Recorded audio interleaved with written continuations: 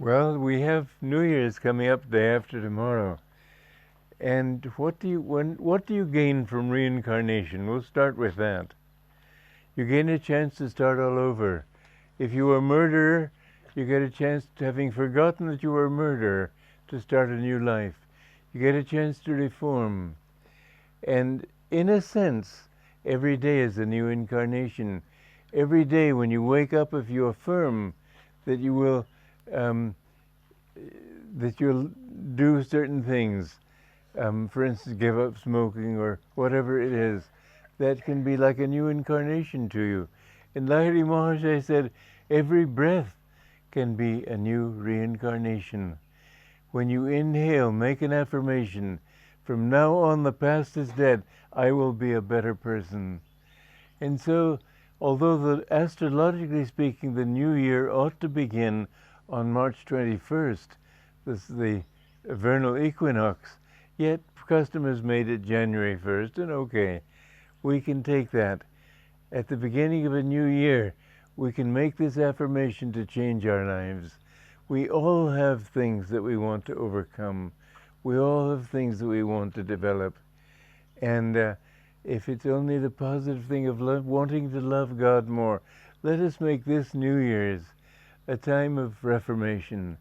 Let us change ourselves and live more for God. This year does not promise to be a good year, I'm sorry to say.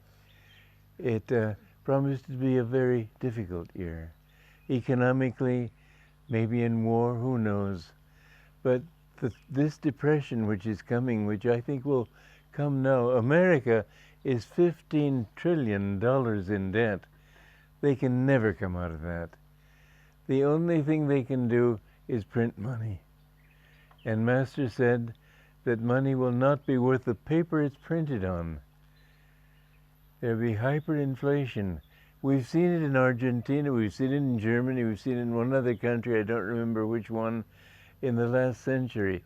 Now it'll be global. And people will be starving.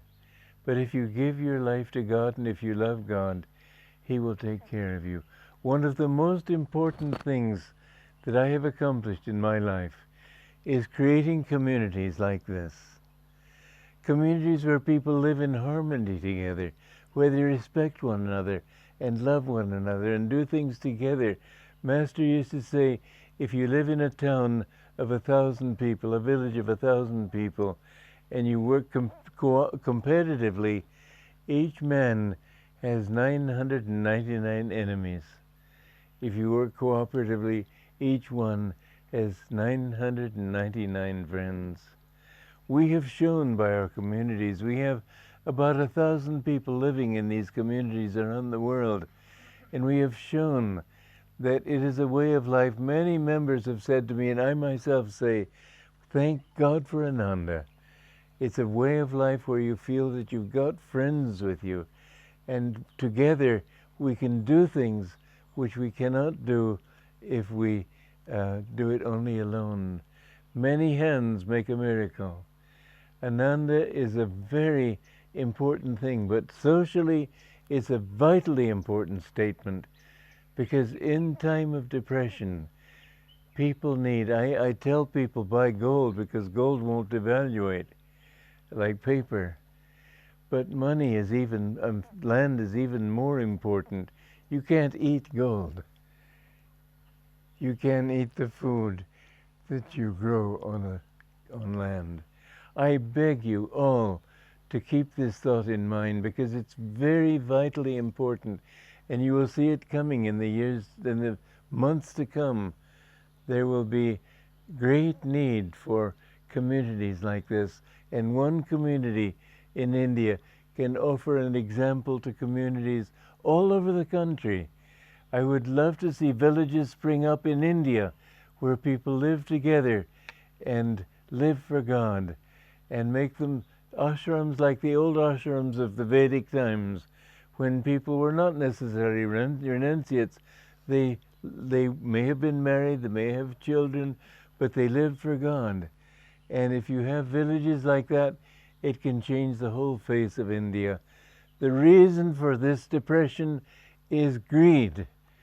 People think in terms of what they can get, not in terms of what they can give. And if you have a few people happy and secure because they give, they don't take, you will change the whole consciousness of this country. The corruption that we see in this country, the lying, this thing has to go.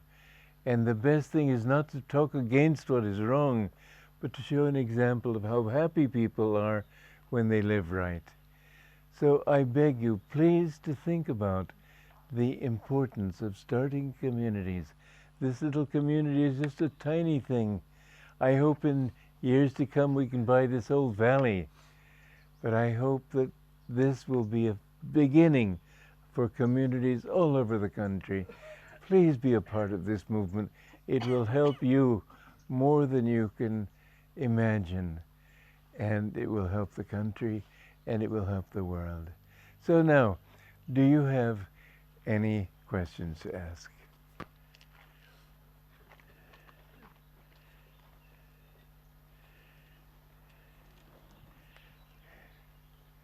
Swami, we have some questions. Okay.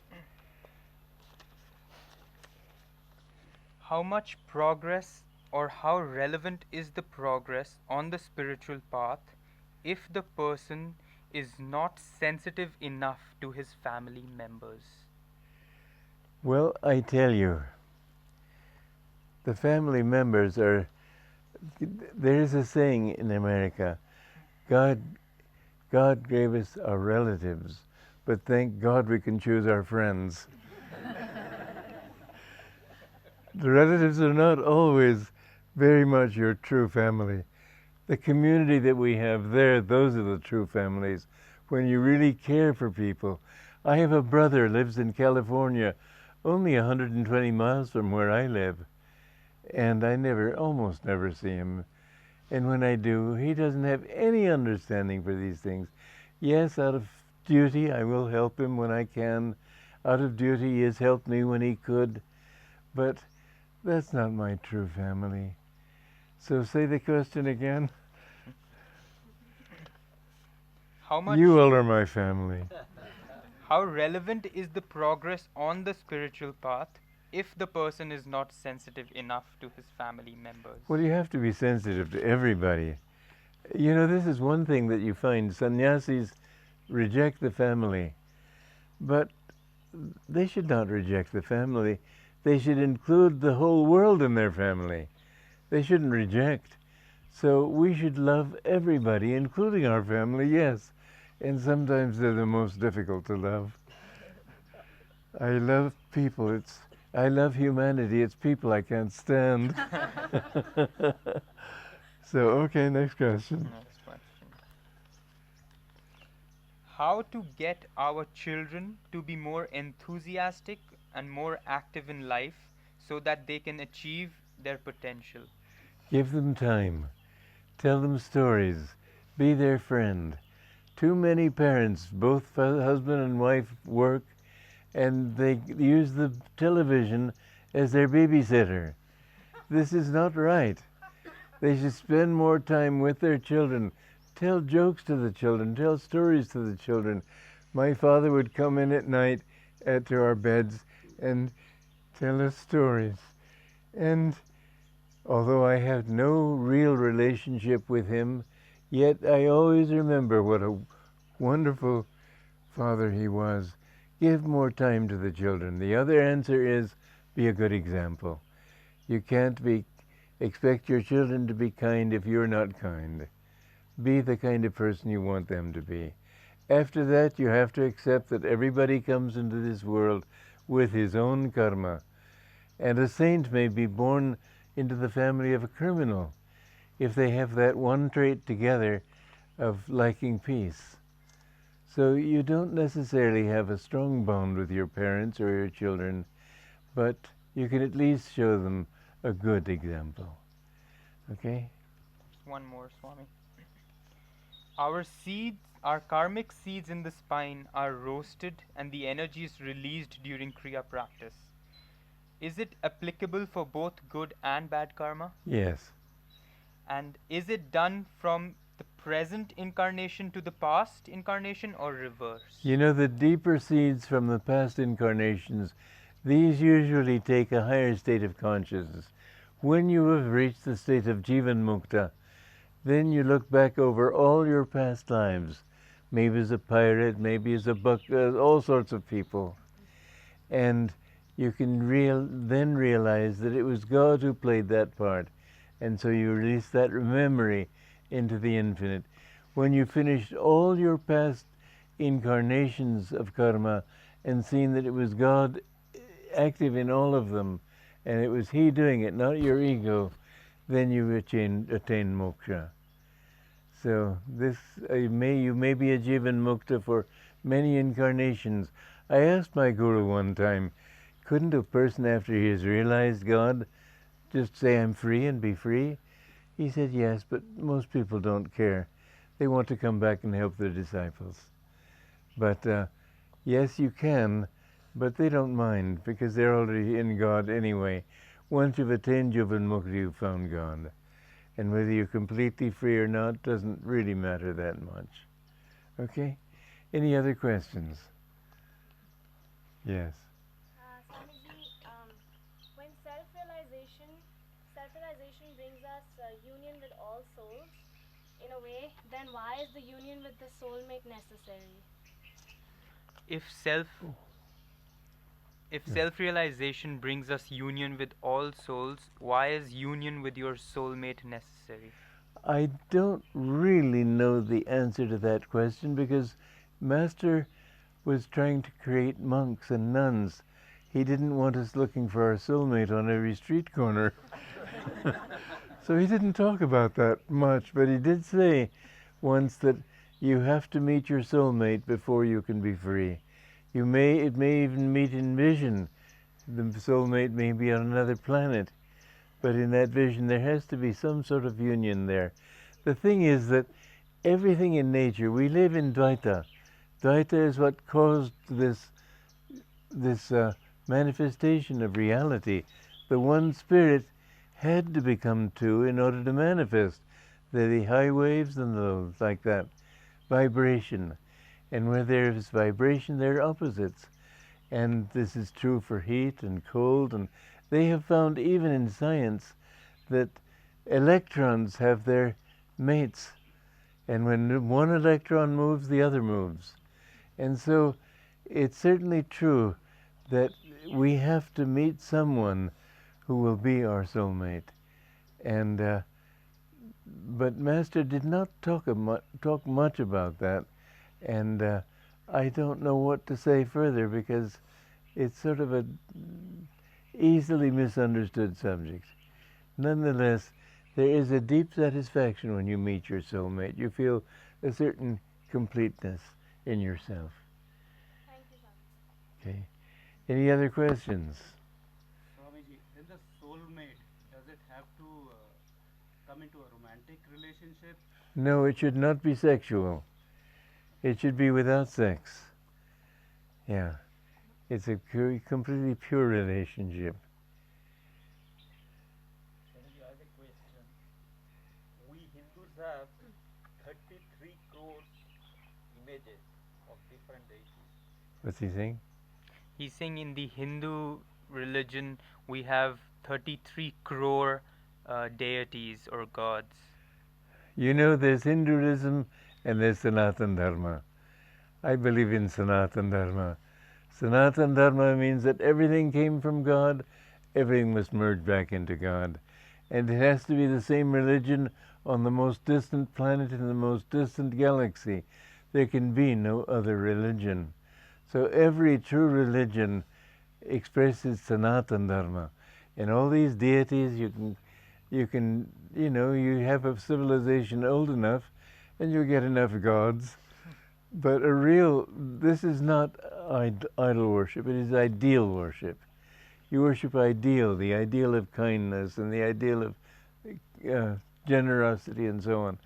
But idol worship means worshiping money, sex, worldly things. This is really idol worship. And most people in this world, even though they say they're not idol worshippers, are idol worshippers. And the Muslims who say they don't worship idols, they worship idols all the time. Because they worship sex, they worship money, they worship ego, they worship everything.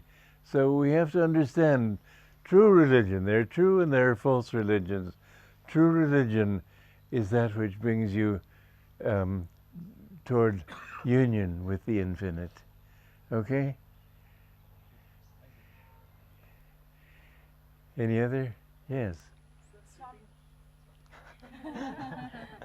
Swamiji, you talked about meeting more saints in India when you had come earlier to India and there being fewer saints now. So, although we are getting into Dwapar Yuga, is it true that there are fewer saints on earth now? I think right now India needs to claim its place among the great nations of the world. India is a great nation, has always been, but England pushed India down. And India now, just now, is coming out of that sense of inferiority. It has to come out of that. In time, the saintliness, holiness, is in the soil of India. You won't be able to get away from it. It's a temporary thing. Even now, after a few years, I see that people are starting to become more devotees, more seeking truth, and so on. So it's already coming up. Don't worry. India will always be the guru of the world. Any other? Swamiji, how to make oneself perfectly immune to satanic influences? How to make oneself perfectly immune to satanic influences? Ah, that's a good question. Keep the mind here. There are other things you can do, because there are such influences. I know that one time there was a song I had written that somebody said maybe some well-known singer would take it and sing it. And so I went to the nightclub district of San Francisco, and I knew that the influences there were very bad. So before I went there, I spent time meditating in my room and singing Sri Ram, Jai Ram, Jai Jai Ram Om, Sri Ram, Jai Ram, Jai Jai Ram Om. And I went through that nightclub district singing that chant. But I could feel the satanic influences from each nightclub trying to cull me in. And I just felt completely immune to it, because it was as if I was clothed in a sheet of armor. So chanting God's name is very important. One other thing is to harmonize the vibrations in your heart and send out harmonious vibrations. What you send out, then you won't receive. You know, people often say that talking in public is one of the greatest causes of nervousness. I have never been nervous. And it's strange, because at the age of 22, my guru had me lecture for him. I'd never lectured before. But I don't get nervous because I'm thinking in terms of other people's needs. And I'm thinking of giving to them instead of what do they think of me. And so if you give, the satanic energy won't come. There's another thing you can do, and that is, especially at night, standing by your bedside, join your fingers together in front and in back. And say Om Tat Sat, Om Tat Sat, Om Tat Sat 3 times. Then write Om on your pillow. But these are all ways. Satanic influences exist. And you know, the Cairo Museum in Egypt, I felt a definite influence of black magic there. And I know 2 or 3 young girls that were there, and they were subjected to that, and they became susceptible to it. Took a while to get out of it. But these things are real, and I know that they practice some black magic in India too. It's a very wrong thing to do. You get very bad karma for practicing it. But you can be clear from it. And in Tibet, they practice it much more. I read an article once in which an American soldier went to a black magician in Tibet and said he wanted to go to a seance.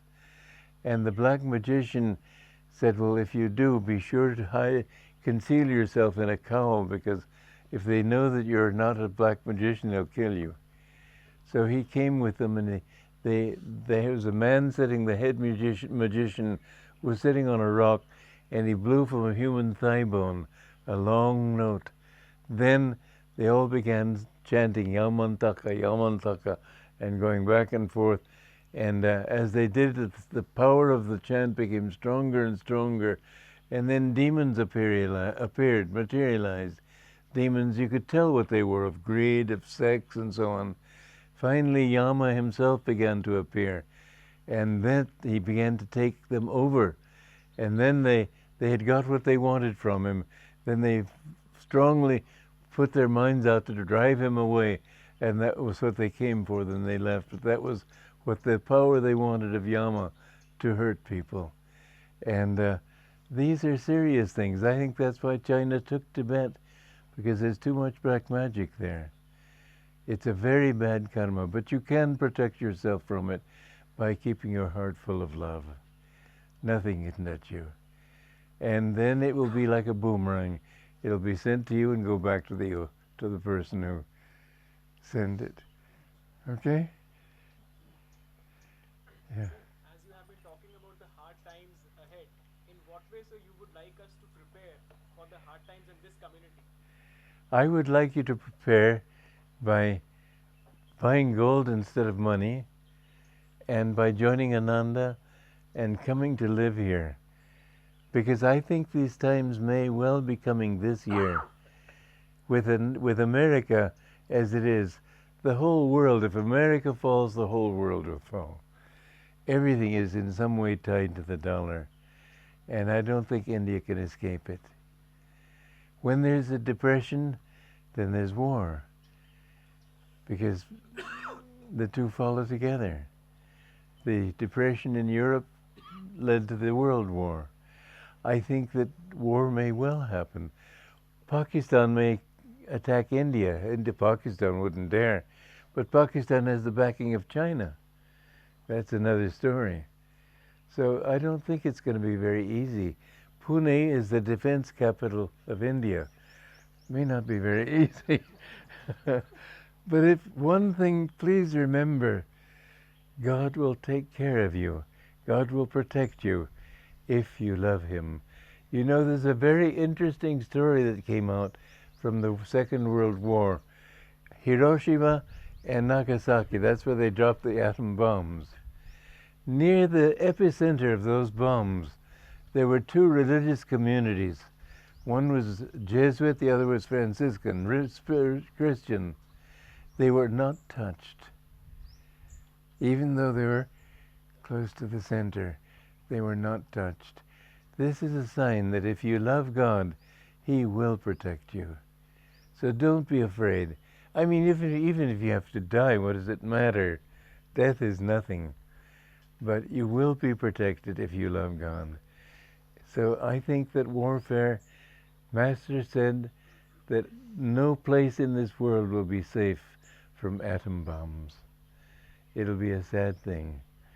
There are 35,000 known atomic weapons in the world today.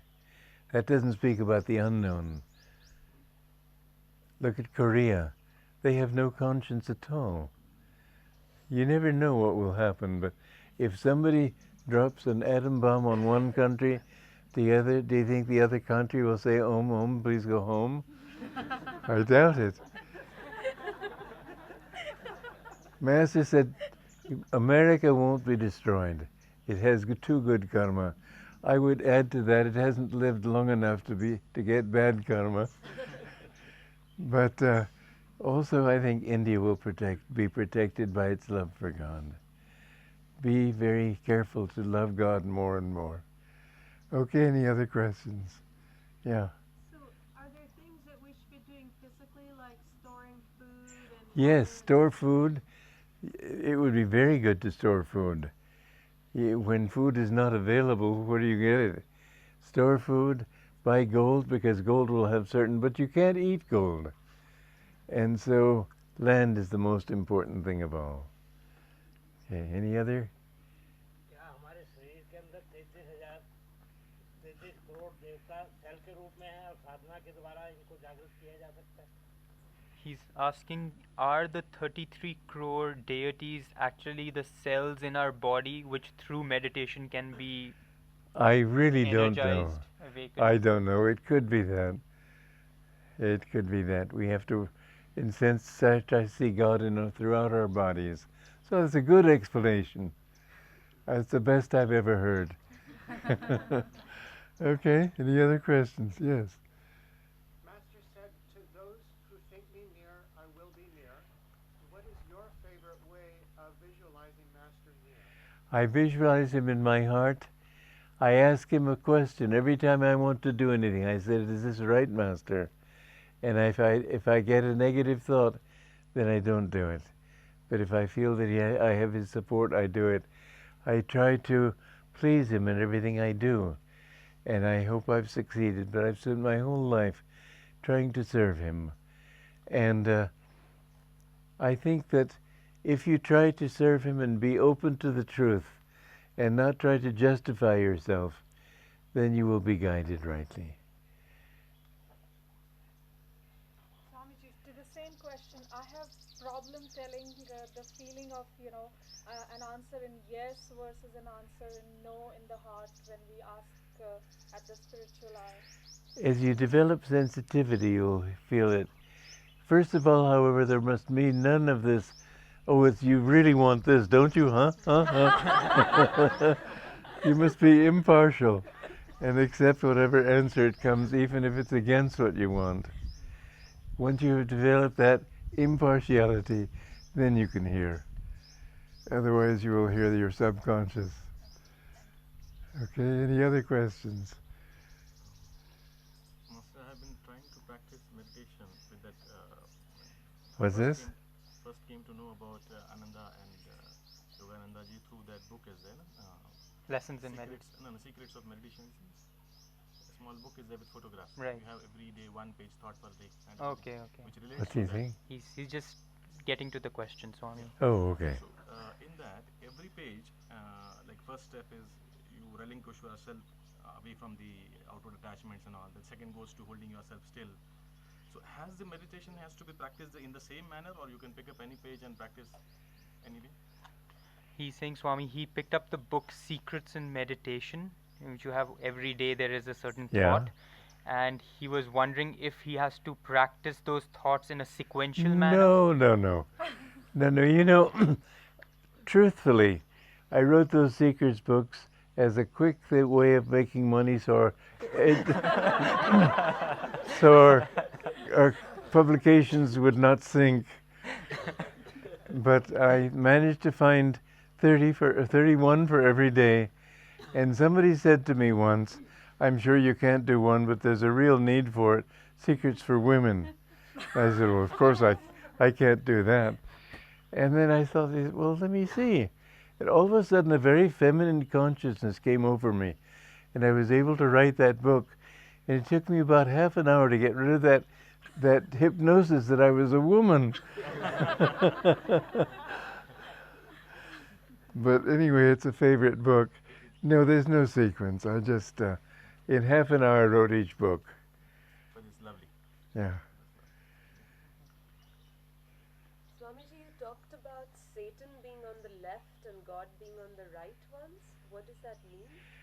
We always think we take things and give gifts with our right hand. The right hand is called the positive side of the body. And I have to say to those who are left-handed, don't worry about it. But this is the right side and this is the left, that's why. Actually, it's not literal. Satan is inside you and God is inside you. Satan is below you. If you wanted to do it right, Satan is down here, God is up here. And the battle of Kurukshetra is the good qualities that bring you up, and the Kauravas are the negative qualities that bring you down. Those are Satan. So don't worry about that. I use it as an illustration. Any other questions?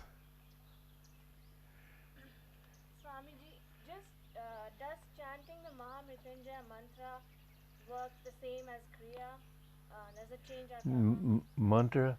Does chanting the Mahamrityunjay mantra help change our karma similar to Kriya? Not as powerful. Kriya is more powerful. But Mahamrityunjaya is also a powerful mantra. And it has its own purpose. You know, in Treta Yuga, they discovered the power of sounds. And if a chant is chanted correctly, it has great power. But it has to be done with concentration.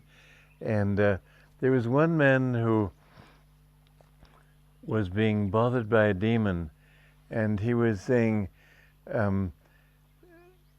I, Ram, want to get rid of this demon. But he said, I forget how it was. Anyway, in the end, it meant that he said the mantra wrong. Instead of saying, I, Ram, I forget, my guru told me the story. It's not clear in my mind now. But if you pronounce it wrong, it can have the opposite effect. So mantras are don't play with them. Okay? Any other questions? Yeah.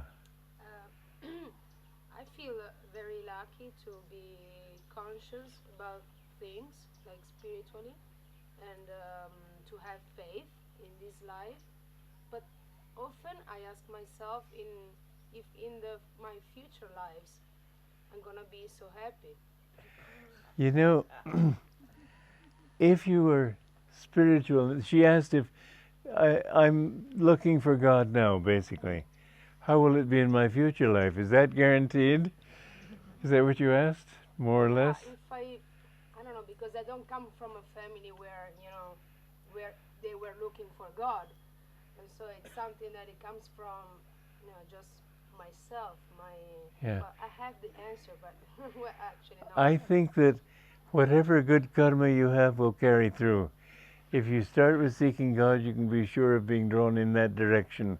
However, there is this truth that many different karmas from different lifetimes come, and in your next life you may be something altogether different because of the karma of that life. You can be sure of this. If you give your life to God in this life, you will go upward, not downward. And you can go downward, and people do both. And you can go as far downward, this will shock you, but you can go as far down as a germ and think of having to work from that level and to have that memory of being something more than that, and yet the suffering of having to climb all that. It takes 5 to 8 million lives to reach the human level, and to have to go through all that again. But when you give your life to God, certainly you will be helped. There's one thing too. Once you really want God, you're already saved. It may take a few lifetimes, but at least once you've developed the desire for God, that's the desire, and it can't be shaken. You'll have to fulfill that desire. So the most important thing, and this is what saints always try to do, is at least to sow the seed of desire for God in people's hearts. And once they've done that, it may take lifetimes, but still they're on the right path. I asked my guru once, have I been your disciple for thousands of years? He said, it's been a long time, that's all I'll say. Well, yes, it may take a long time, but at least you're on the right path and you won't fall from that. Okay? That's an important question. Any other? Yes. Do animals have an ego? You know, we had a little Scottish terrier. His name was Jasper. And we lived in Bucharest, Romania. And my brother came out of doors with Jasper, and some dog catchers thought, well, here's a chance to get this dog, and then we'll hold him for ransom. We'll have to pay to get him back. And my brother held the net, and he said, run, Jasper, run!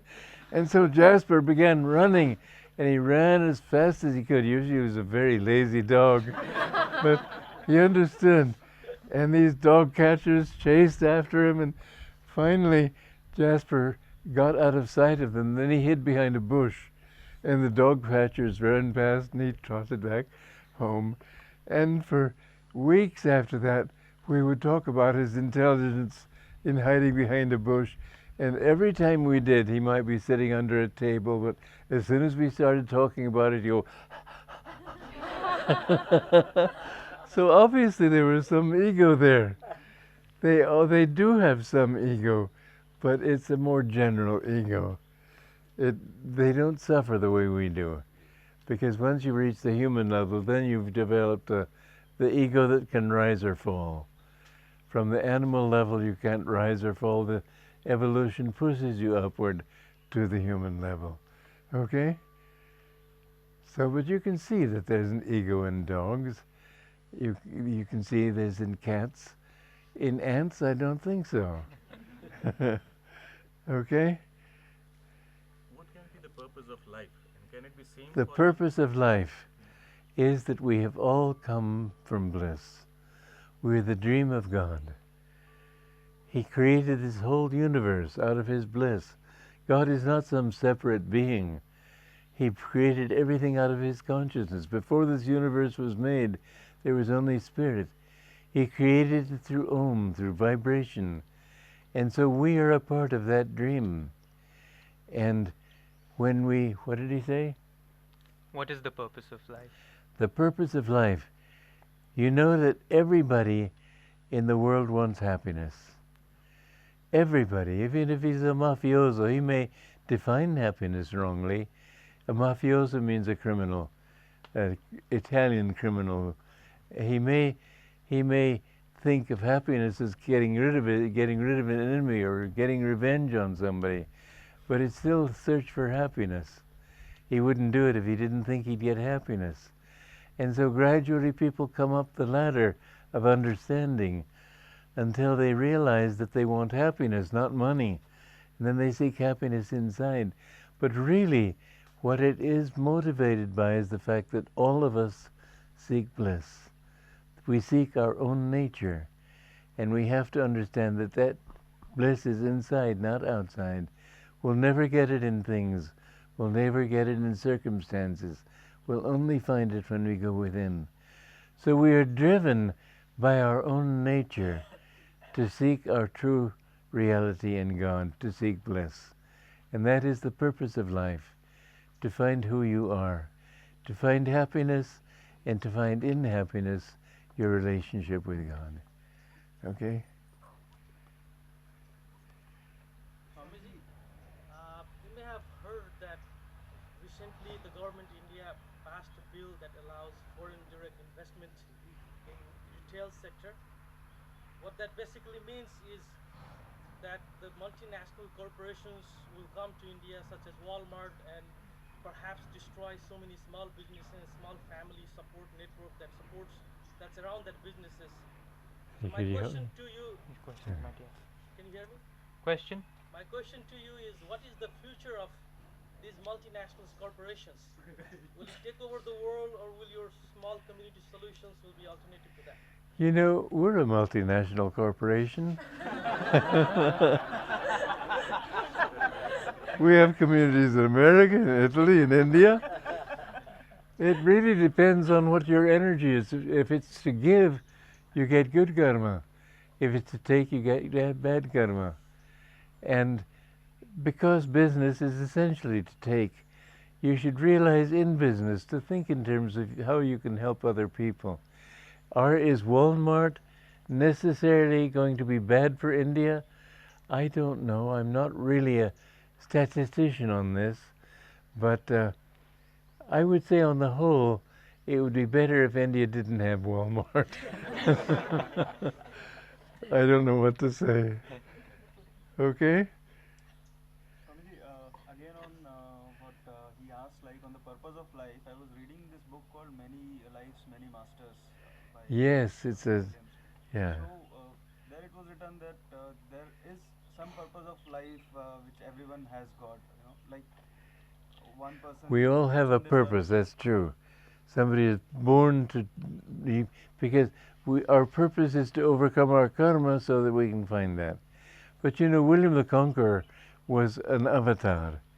He was not born with desire. In 400 years after he died, his body was found incorrupt. Although the English will tell you he was a great villain, and when my guru told me that he had been William the Conqueror, I have to admit it was a great shock to me, because I'd been brought up in the English system, and suddenly I found my own guru was William the Conqueror, who I thought was one of the great villains of history. But I studied his life, and I had one of the members of Ananda give 10 years of her life to studying it, and she found it was a very noble life. And William, I think I was Henry, William's son, and he had you have certain karmas to overcome. It's not better to be a king than to be a street sweeper. It's nothing. There's no value system in it. But if you've done certain things, that's what the results will be. So I was a king, but I was a serviceful king. So that means good karma. A king who thinks in terms of taking, like Walmart, then he doesn't get good karma. But when you give, you get good karma. And so what your different karmas are is another story. You've come with many, many different patterns. I've been a king in many lives, and that's what I'm drawn to. But that doesn't make me better than anybody else. Fortunately, the lives I happen to know, I was interested in serving people and not in taking from them. So this is all to the good. But it's no better to be a king than a street sweeper. You're not more important. Everybody's in the same importance in God's eyes. Understood? Also, on the same line, one question, like in that book, it was written about the previous lives, by hypnotism process, a lady was, taken into his past lives. So I was about to ask you that a human, once you reach to a human level, you cannot go back to an animal level? You can. Yeah, you can. Normally you do not. A human being, once you reach a human level, remains a human being. But if you act animalistic, then you may have to go down for one life. It's only one life, then you come back to a human level. It's only if you sin repeatedly and keep falling, finally you may be thrown way down and then have to work your way up. But the idea of karma is not that in this life you may be a human being, in the next life you may be a spider. No, you're once a human being. The chances are 1,000,000 to 1 you'll remain a human being. Okay? Swami, I have a question. Yeah. Ever since I've come on the path, on the spiritual path, my questions, they are getting dropped more and more. Getting what? My questions, that I used to have the questions before, they are getting dropped. So I have very few questions left now. It's a very blissful state. I mean, I'll not call it blissful, but it's a very peaceful state that I'm getting in. But I'm somehow finding it very difficult to tell the same thing to the people who are close to me. So I don't know, at times I feel as if am I going the right way? You're going the right way. Don't worry about those people. In fact, try to get people who are close to you who are spiritual. Don't get unspiritual friends. Master used to say that environment, that means company, is stronger than willpower. So get yourself some good friends, some friends who understand. But your questions getting answered, this is very good. I have the strange karma, and it's what makes me a good teacher. But my guru told me that many lifetimes I suffered from doubt, spiritual doubt. I think if you're a doctor, maybe you had physical illness, and for that reason you're trying to help people physically. If you're a psychiatrist, you may have had a mental illness in the past, and I'm not sure they've all overcome it. But in my longing to help people, which I deeply have spiritually, I think it's from my own spiritual suffering, because Master quoted to me, he said, the doubter is the most miserable of mortals. And I, however, having been a doubter in the past, I'm not that now, But I now have anticipated just about any question anybody could ask. So I have no trouble answering questions. But really, you think it's so simple. I did go through a period of doubt, and what got me through it was love. Love is the answer to doubt. Don't try to get answers intellectually. You won't find truth through the intellect. You'll find it if you love God enough, then you'll know. So love is your answer, the answer to all questions. Okay. Any other questions? Yeah? Swamiji, if there is a karma of marriage predicted for a person, can that person change that karma and become a renunciate?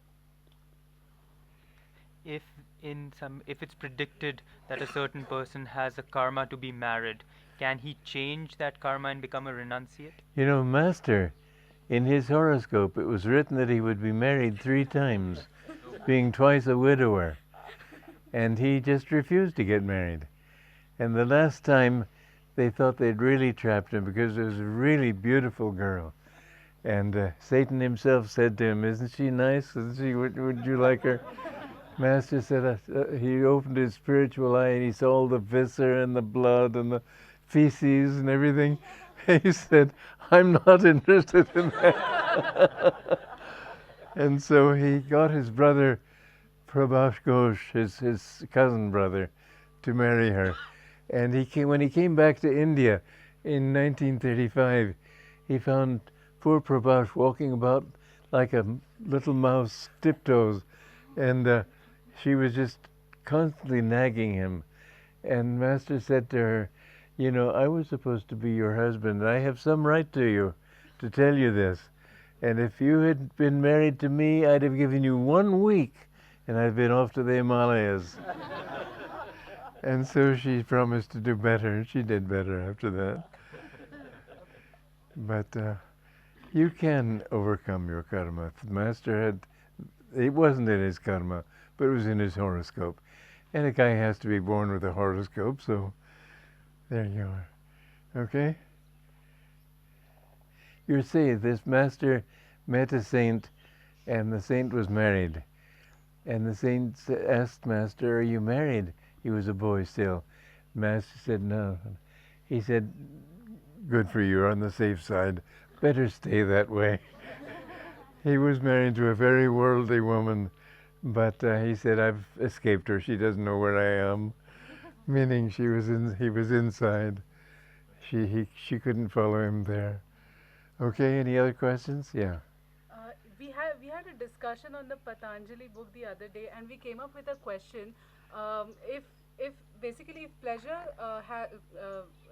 pleasure develops attachment, does pain develop attachment too? You know it does. People really are attached to their suffering. That's a harder thing to understand, but I could go into that length, but I don't feel to it this hour. But it's an interesting thing. There's a certain attachment to pain. Well, think of a mosquito bite. It hurts to scratch you, but at the same time it feels good. Isn't that true? So I'm not going to convince you with just that argument, but I don't have time to get into it at length. One more question, yes. I came across a spiritual paradox. One statement says that everything is written or designed, and the other says that I am the creator of my destiny. So what should I believe? He says that he's come across a spiritual paradox. On one hand, he's read that everything is predestined, and on the other hand, he's read that we ourselves are the creators of our realities. You know, that's a very difficult question to answer. I had that question first when I went to Brigu, and I found that he knew things about my life, and he lived 5,000 years ago. How could he know it? And if he knew it, what is this about human free will? God knows everything. Otherwise, he wouldn't be omniscient. He does know your future. But you have to do the effort to do your best. He knows if you will make that effort. That's the answer. He knows if you've reached the point in your evolution where now you understand that you want to get out of that delusion. But you have to do your best. That's a tricky question, a good question, but that's the answer. Okay, everybody, God bless you.